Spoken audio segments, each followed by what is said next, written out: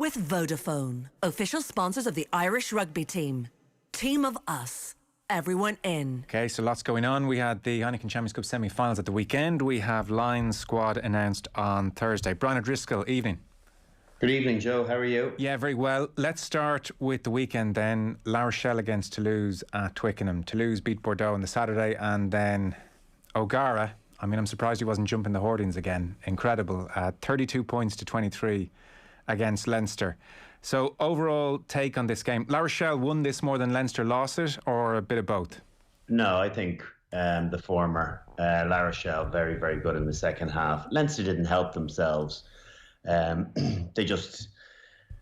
I don't think it was as bad as Saracens, but it did feel a bit like their Achilles heel coming back again, where, you know, that really physically dominant pack, you know, beating up our pack and stopping any source of possession, and then, you know, doing so much damage with ball in hand came back again at us. And if you look at some of the ball carriers that La Rochelle had, Skelton was unbelievable. Antonio played for 65 minutes. He's 23 stone.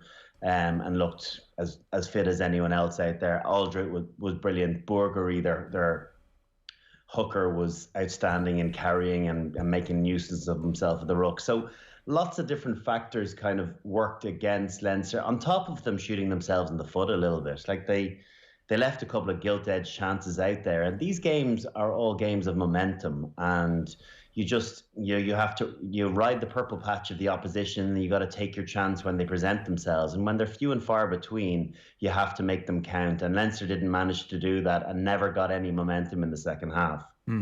Because Leinster started well. La Rochelle gave away 5 penalties in the first 10 minutes. Leinster were up by a point at the interval. What was your sense of the game then? Yeah, obviously they looked very physically dominant. They made a shambles of multiple kickoff receipts. Dylan Lades couldn't get the trajectory of the ball in the sun, which I'm sure he's well used to playing in, but for some reason he just couldn't get it, and it gave Leinster access deep into La Rochelle territory, and they were patient. The first 5 or 6 minutes, the referee lost his patience with Liebenberg, sent him to the bin, and it was no more than Leinster deserved at 7-0.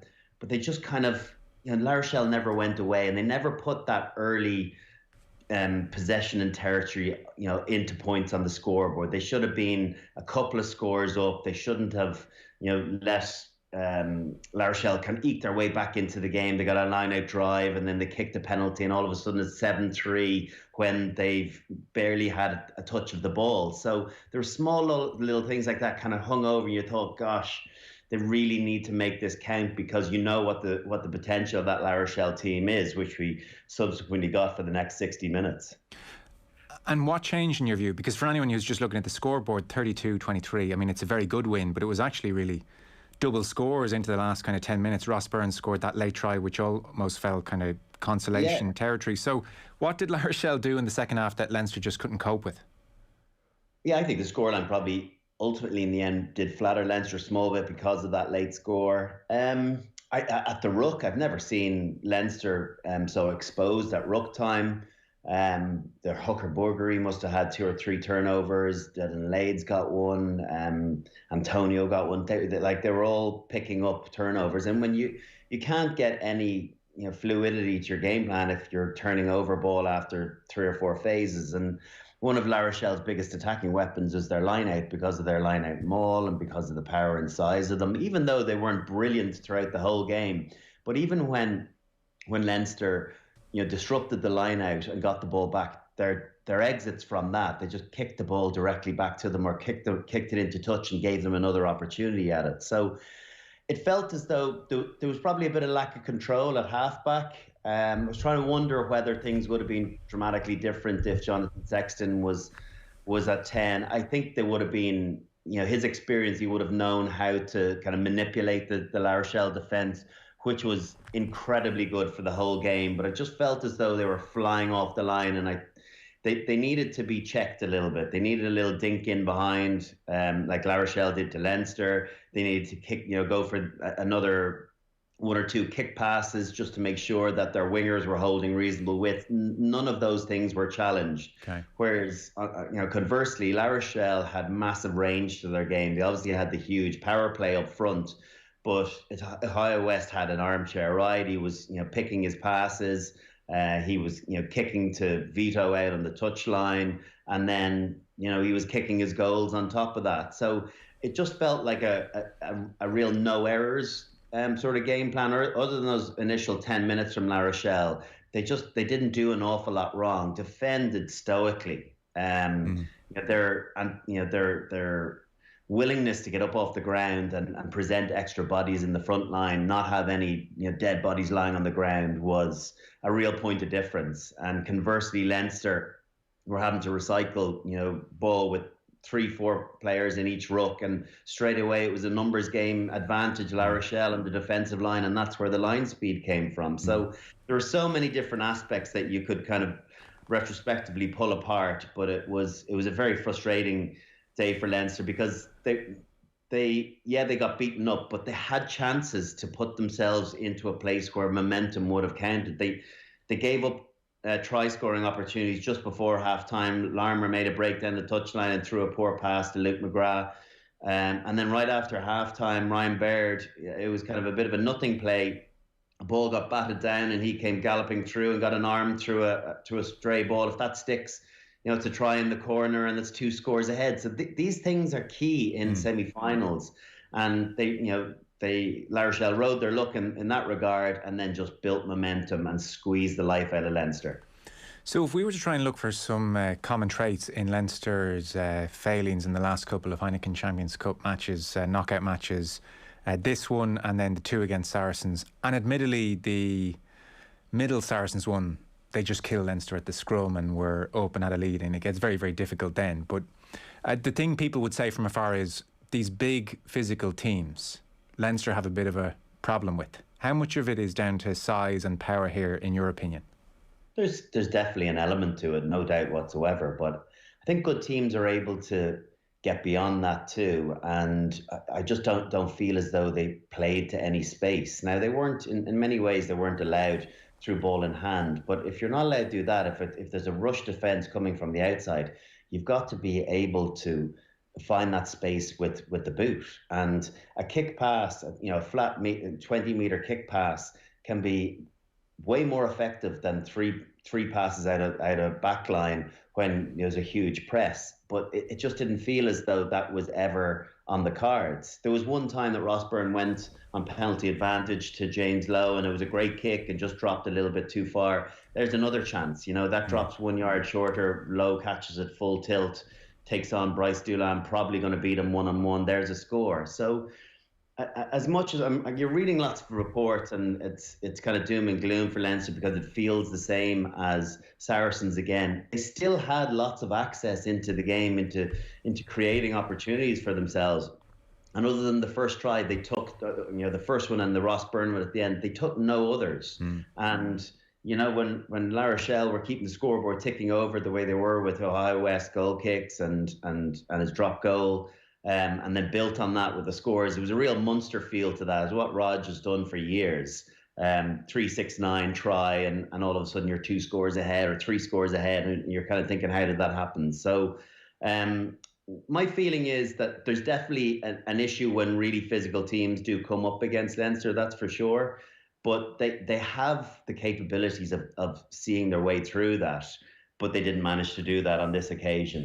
I don't think, if you look at it as well, right? Yeah. So semi-final wise, people are saying it feels like Leinster are a mile away from a Heineken final. They're not. You flip that fixture and have it in the RDS. Leinster are comfortable favourites, and they might be able to see it through. And there's home advantage plays a big factor in that. So you're never that far away. If they go out and play La Rochelle again tomorrow, they won't lose to them by 11 points. I really don't think they will. So they just caught them on a day where they weren't firing, that they didn't have big individual performers, even though guys played with lots of spirit, but it just wasn't enough. And I think when you're not controlling things at halfback, it has a big impact on the rest of the team. Yeah. I like it's perfect cup rugby. If you're La Rochelle and Ronan and O'Gara, I mean, we'll talk about that in a second. It's a perfect cup rugby afternoon execution, and you make off into the sunset, and it's a beautiful feeling, I would suspect. I guess the other point you would make about Leinster in this scenario is because their pack is so dominant at Pro 14 level and much of European level as well, they are not overly practiced at playing without parity up front. I mean, Ross Byrne does not find himself in that situation very often. Johnny Sexton tended to find himself in that situation more so with Ireland than with Leinster. So do they look like a team who, you know, once, twice a year find themselves in that scenario and then, I was going to say, like, almost forget to mix it up and have that bit of variety that you're talking about, but you would surely think during the week they're aware things could go that way and they will need to mix it up. So it's kind of hard to make too many excuses for them, but there is something maybe in the point that they don't face this scenario very often across the season. It does feel, Joe, that it's becoming more apparent. It really does. That unless you find yourself in those circumstances a couple of times a year, and it's very hard to prep yourself for it when the chips are down and when you do come up against it and you've got people a little bit off their game. So, like I said, there's kind of multiple factors at work there. But there is an issue with the Pro 14, and we've said it for a while. We've been trying to promote it as, you know, being it's not so bad. It's a poor tournament, and the quality is very poor. And I think you look at, you know, what the English teams and what the French teams are having to deliver week on week, and even when the standard mightn't be brilliant, even though the Premiership's been very good, the standard's been very good, it's a dogfight. Leinster have won the Pro 14 the last few years at a canter in third gear using 59 players. Like, that just shouldn't happen when you're able to delve that deep into your academy and sub-academy and still, you know, produce try bonuses in almost every game. What are you learning from that?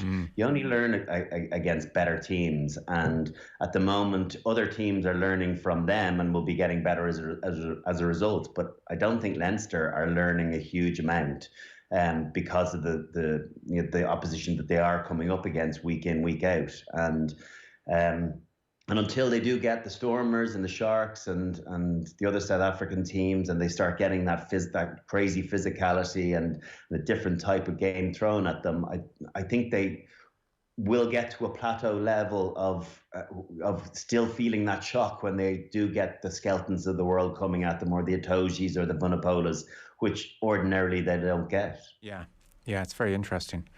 Because there's no way they can somehow use the Pro 14 to prepare for that, you know, like let's give them parity up front or something this evening and try and play on the back foot. You just can't engineer those scenarios in a match. You have to face them for real.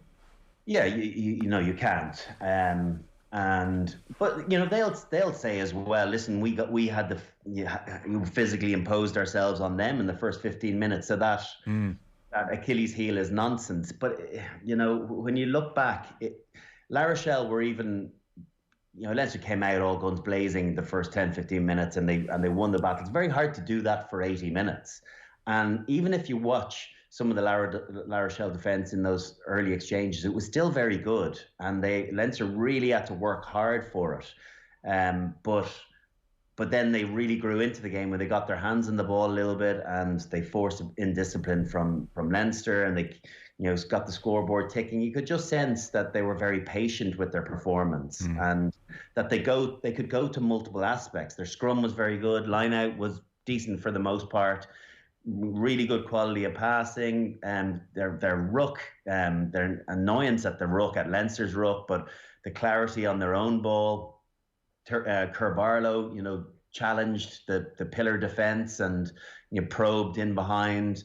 They didn't throw silly 50-50 offloads. It just felt as though they made way more good decisions than bad, and their execution was very good, countered with, you know, Leinster's execution being very poor at pivotal times.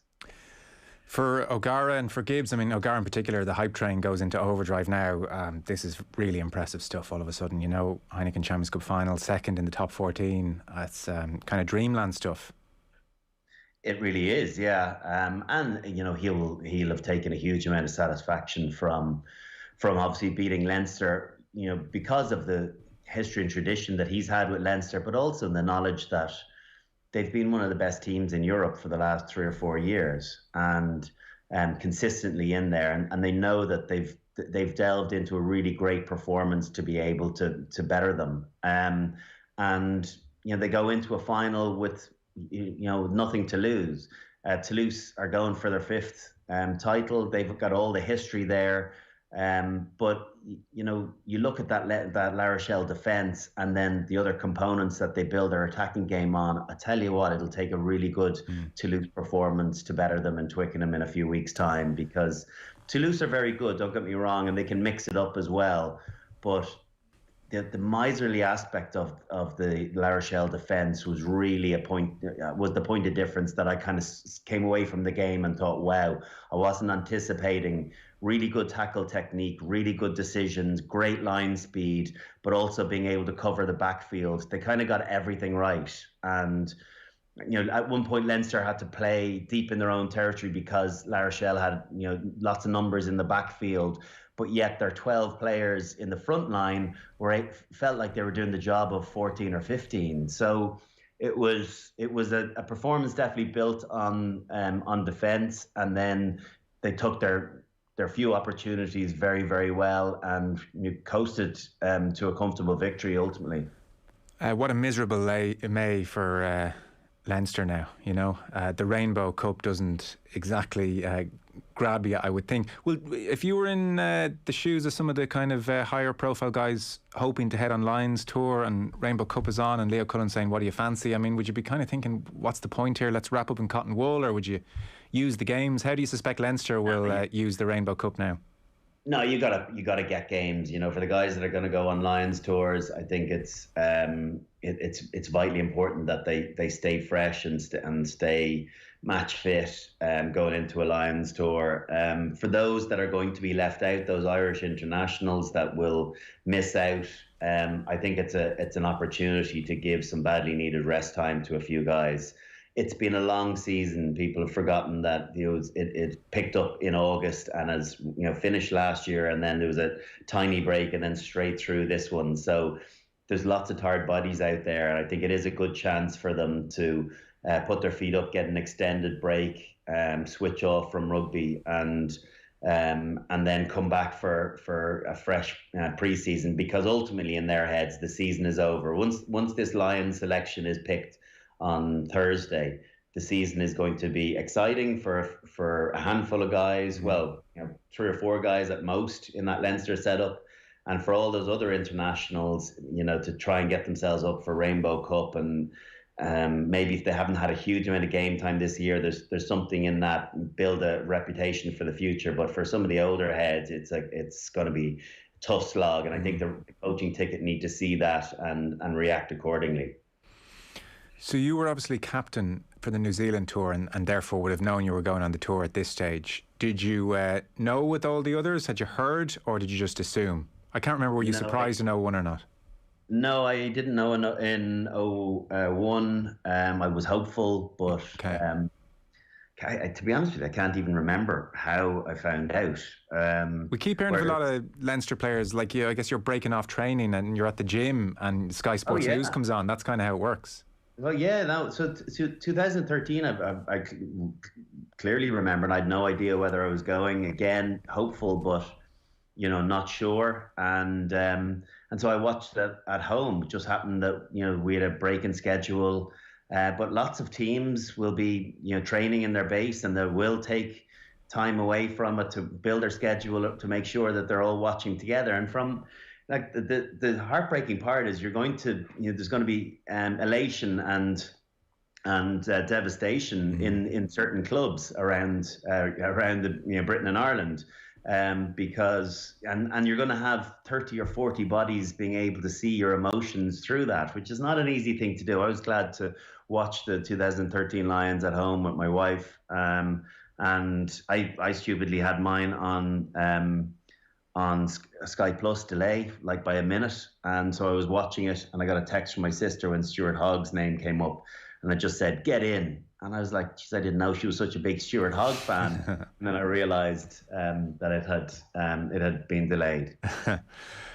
You're going to be on Thursday's show, giving a full-bodied reaction to the whole thing, so there's no point going through, squad name by name. And I hadn't really thought about it, Joe, to be honest with you. I haven't had to do a squad, which is unusual at this point. You're the lucky one. I don't know how many squads I've read. Thankless. It's pretty thankless, it really is, because everyone's squad is different than yours. But there's a few, there's not a million Irish guys. It's probably about 6 or 7 that would think I should really be in this, but there'll be a lot of very nervous guys on Wednesday night. Yes, there's a lot of not so sure types. So is Johnny Sexton a locked and loaded in type for you, or is he nervous? Sorry, if I'm selecting it, he is. If I'm looking at Warren Gatland's squad, I don't think he's locked and loaded. Just because because of the age profile, because of the issues more recently, but just for me that creates an uncertainty, and also the fact that Dan Biggar's definitely going, and Owen Farrell's definitely going, and is he going to pick one more? And it's very hard to leave Finn Russell out in that regard. He's going to get an awful lot of flack, even though Finn Russell's not a Warren Gatland type of player. So he's got lots of credit in the bank from performances, and particularly what he did against England. So I think he is in, but I think he'll still have a nervous night because he won't take it for granted. And you don't see this Lions tour 4 years on from Farrell and Sexton doubling up nicely in New Zealand? Is South Africa, given Sexton's age maybe, and also the challenge South Africa will pose, is the Farrell-Sexton axis not something to expect this time around for you? No, I don't think you rule it out, but I think, lots of, you look at Gats with his coaching ticket, or, a lot of the personnel that are going in the backroom staff, he goes with the same tried and trusted. They've done a great job previously, and it's hard not to call on people that have delivered for you previously. And I think we'll see that right across the board in any 50-50 cases. They'll go with the guys that were there 4 years ago, or potentially even involved 8 years ago. So I think there is a chance that we'll still see Johnny Sexton and Owen Farrell, but there's a chance that Johnny Sexton might be at home. That's the reality of it. And it depends on where you're talking. Here we think, oh yes, Johnny should go. In the UK, like he's not in lots of people's squads. No. We have an inflated view versus what's gone on over there of this current Johnny Sexton. I think we were all huge admirers 3-4 years ago. It just feels as though, because of the age profile, because of playing less game time, it does affect your opinion on how someone can perform in a very physical environment. Yeah. So who are you, if not quite putting your house on, who are the 6-7 that you feel pretty confident Gatland will pick? I'm not asking for your squad. I'm kind of asking you to double guess Gatland almost.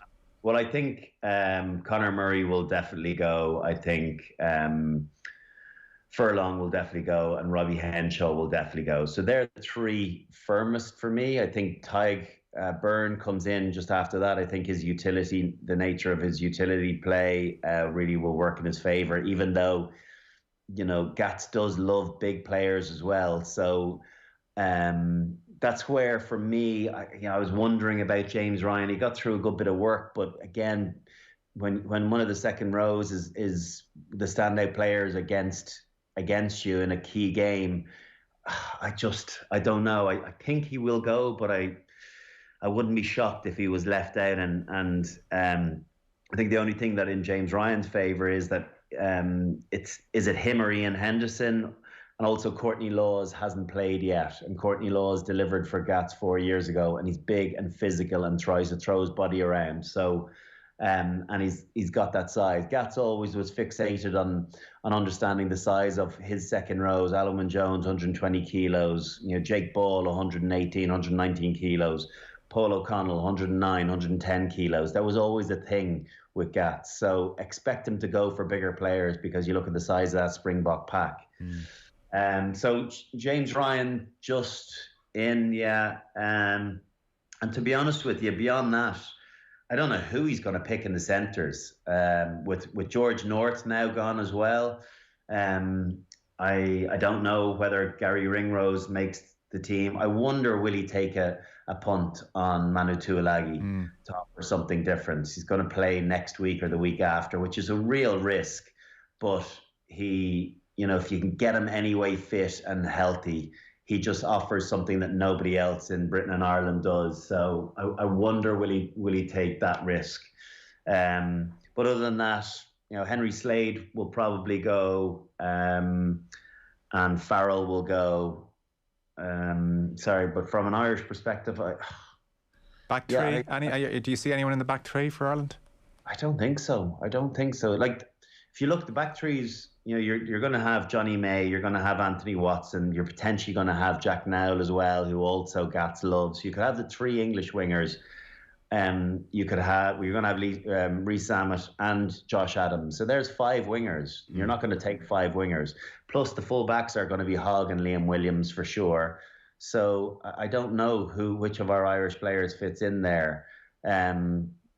Jacob Stockdale, because of his versatility, play wing and full back, maybe at a push. But I think if you're Van der Merwe is another one that potentially could get in on the wing because of his size and brute force. So I don't anticipate a back three player getting in from Ireland, no. It's not quite 2009 here, is it? It's really not. Yeah.